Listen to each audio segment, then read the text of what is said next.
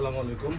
আজকে একটা ভিডিও বানাচ্ছি, সেটা হচ্ছে মিটার পরিচিতি। হ্যাঁ, এটা হচ্ছে বিভিন্ন রকম মিটারের পরিচিতি, যেটা আমাদের এখনকার আধুনিক অটোমোবাইল ইন্ডাস্ট্রিতে খুবই গুরুত্বপূর্ণ। এই মিটারগুলো একটা আধুনিক ওয়ার্কশপে থাকা জরুরি, এবং এই মিটারগুলোর ব্যবহার এবং মিটারগুলোর কোনটার কী কাজ, এটা একটা দক্ষ টেকনিশিয়ান বা ইঞ্জিনিয়ার যারা হচ্ছে এখন আধুনিক অটোমোবাইল ইন্ডাস্ট্রিতে আছেন তাদের জানা জরুরি, এবং চালানো কীভাবে ব্যবহার করতে হয় সেটা জানাও জরুরি। তো মিটারের পরিচিতি নিয়ে আমরা আলোচনা করি, এটা ডিটেল বলবো আমরা। এটা হচ্ছে অ্যাভো মিটার, এটাকে অ্যাভো মিটার বলে।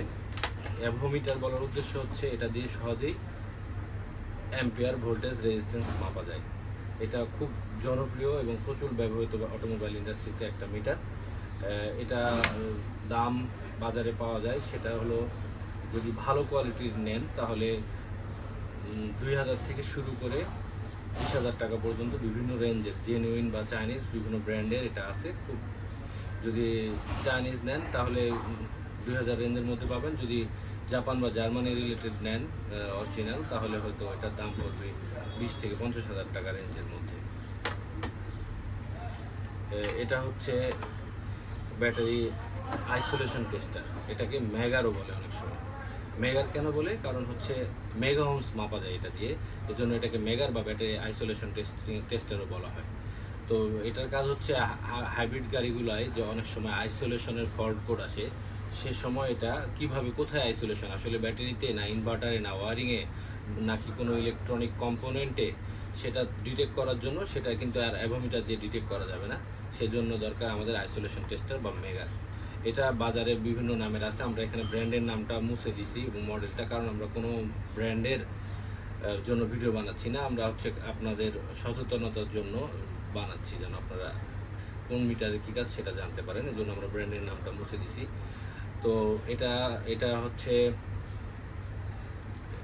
কিভাবে অপারেট করতে হয় এটা জানার জন্য আপনাদেরকে আরেক সময় আমরা ভিডিও বানাবো। না জেনে যদি আপনি এটা অপারেট করতে যান তাহলে দুর্ঘটনার সম্ভাবনা আছে, কারণ এটা যখন রেজিস্ট্যান্স মাপে তখন এখান থেকে এসি ভোল্ট সাপ্লাই দেওয়া হয়, তো যেটা ইলেকট্রনিক কম্পোনেন্ট এবং মানুষ দেহের জন্য ক্ষতিকর বা একটা দুর্ঘটনা ঘটতে পারে। তো এইটা কীভাবে অপারেশন করতে হয়, কীভাবে এটা দিয়ে কাজ করতে হয়, এটা একটু পড়াশোনা করে শিখে নেবো আশা করি। তারপরে আসলো এটা হচ্ছে, এটার নাম হচ্ছে এলসিআর মিটার। ও আরেকটা কথা, এটার দাম কীরকম হতে পারে? এটার দাম হচ্ছে বিভিন্ন কোয়ালিটির উপর ডিপেন্ড করে। যদি অটোমোটিভ গ্রেডের হয়, মানে ইন্ডাস্ট্রিয়াল অটোমোবাইল ইন্ডাস্ট্রিতে কাজ করার উপযুক্ত এরকম গ্রেডের হয়, তাহলে 25,000 থেকে শুরু করে 2 লাখ 2.5 লাখ টাকা পর্যন্ত আছে। ডিপেন্ড করবে চাইনিজ ব্র্যান্ড এবং জার্মানি ব্র্যান্ড নাকি জাপানি ব্র্যান্ডের উপরে। এটা আপনারা একটু পড়াশোনা করে সংগ্রহ করে নিতে পারেন আপনাদের ওয়ার্কশপের জন্য। আর এটা হচ্ছে এলসিআর মিটার। হ্যাঁ, এটার নাম হচ্ছে এলসিআর মিটার। এটার কাজ হচ্ছে যারা হচ্ছে বোর্ড লেভেলের কাজ করেন, এরকম বোর্ড লেভেলের কাজ করেন, ইসিটিসি রিপেয়ার করেন, এরকম বোর্ড বা ইসিটিসি রিপেয়ার করেন, সেক্ষেত্রে যে ইলেকট্রনিক ছোটো কম্পোনেন্টগুলো আছে সেটা ক্যাপাসিটর, ইন্ডাকটেন্স এবং রেজিস্ট্যান্স মাপার জন্য এটা ব্যবহার করা হয়। এটাও খুব একটা জনপ্রিয় মিটার। এটা সাধারণত দাম হচ্ছে আমাদের বাংলাদেশের মার্কেটে বিভিন্ন ব্র্যান্ডের উপরে ডিপেন্ড করে। ভালো কোয়ালিটি নিতে হলে 8 থেকে শুরু করে 50,000 টাকা পর্যন্ত বিভিন্ন রেঞ্জের আছে। আরেকটা মিটার পরিচিতি, সেটা হচ্ছে মজার একটা জিনিস, সেটা হচ্ছে ব্যাটারি রেজিস্ট্যান্স টেস্টার। আমরা তো এতদিন জানতাম যে ব্যাটারির প্যারামিটারসগুলো কীভাবে মাপে। ব্যাটারি মাপে সাধারণত কী মাপা হয়? একটা গাড়ির ব্যাটারির সাধারণত মাপা হয় ভোল্টেজ, কারেন্ট, এই দুইটাই মাপা হয়, আর লোড টেস্ট করা হয়, এই তো। কিন্তু আধুনিক গাড়িতে এবং আধুনিক ব্যাটারিগুলায় যে টেকনোলজি ইউজ করা হয়েছে, সেখানে রেজিস্ট্যান্স অত্যন্ত গুরুত্বপূর্ণ। অনেকে হয়তো এই কথাটা নতুন শুনলেন, একটু পড়াশোনা করে নেবেন আশা করব। এই মিটারটা যারা একটু আপডেট গাড়ির কাজ করেন, ইউরোপিয়ান গাড়ির কাজ করেন, তাদের এটা থাকা জরুরি। কারণ হচ্ছে এটা ব্যাটারির ইন্টারনাল রেজিস্ট্যান্স মাপতে ব্যবহার হয়। নিকেল আপনার সাধারণত লিথিয়াম ফসফেট, লিথিয়াম আয়ন, এই টাইপের যেসব ব্যাটারিগুলো আছে, বা লিড অ্যাসিড ব্যাটারিতেও এখন অনেক ক্ষেত্রে ইউরোপিয়ান গাড়িতে যে ব্যাটারিগুলো ব্যবহার করা হচ্ছে, সেক্ষেত্রে ব্যাটারি ইন্টারনাল রেজিস্ট্যান্স একটা ফ্যাক্ট।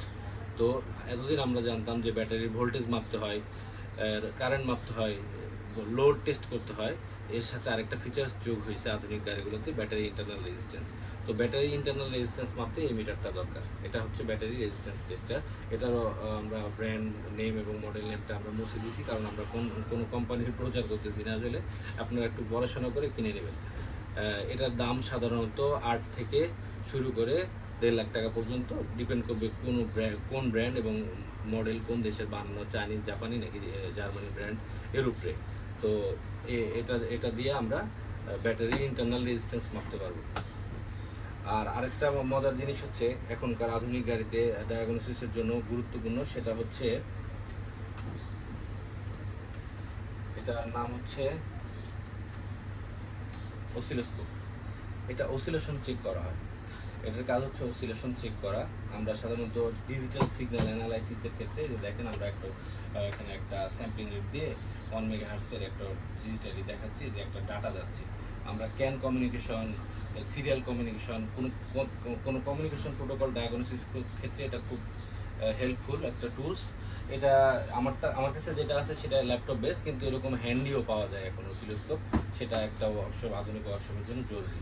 এটা কী কাজে ব্যবহার হয়? সাধারণত কমিউনিকেশন প্রোটোকল চেক করার জন্য, এবং হচ্ছে ডিজিটাল সিগন্যাল যেগুলো প্রডিউস করে যে সেন্সরগুলো, ওই সেন্সরগুলো সিগন্যাল অ্যানালাইসিসের জন্য অসিলোস্কোপ ব্যবহার হয়।